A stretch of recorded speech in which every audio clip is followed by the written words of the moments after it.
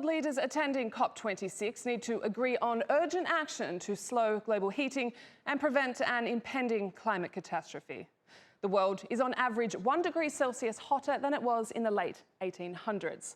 6 years ago, at a landmark meeting in Paris, nearly 200 countries agreed to limit warming to around 1.5 degrees by 2050, but didn't pledge enough action to make that possible.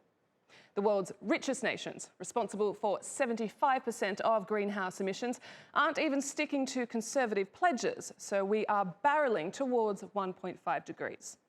While 1 degree difference in global temperatures doesn't sound like a lot, it's terrifying, actually.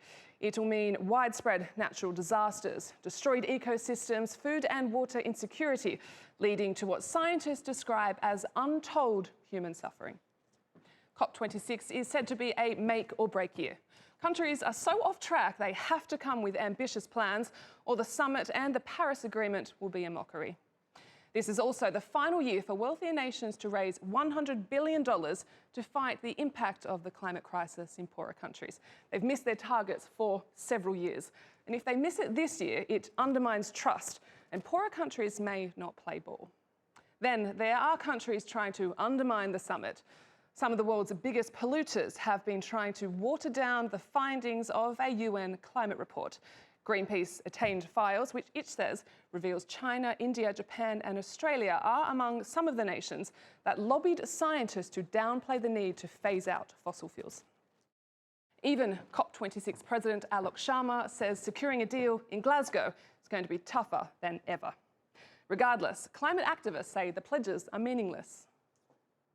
My expectations is that we will hear many nice speeches. We will hear many pledges that, if you really look into the details, are more or less meaningless.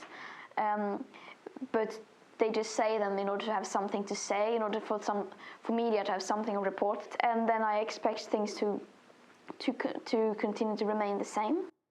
As host nation, the UK will want all delegates to back a strong resolution that recommits to net zero emissions by 2050 and big reductions by 2030. But some scientists say world leaders have left it too late. And no matter what is agreed at COP26, global heating won't stop at 1.5 degrees.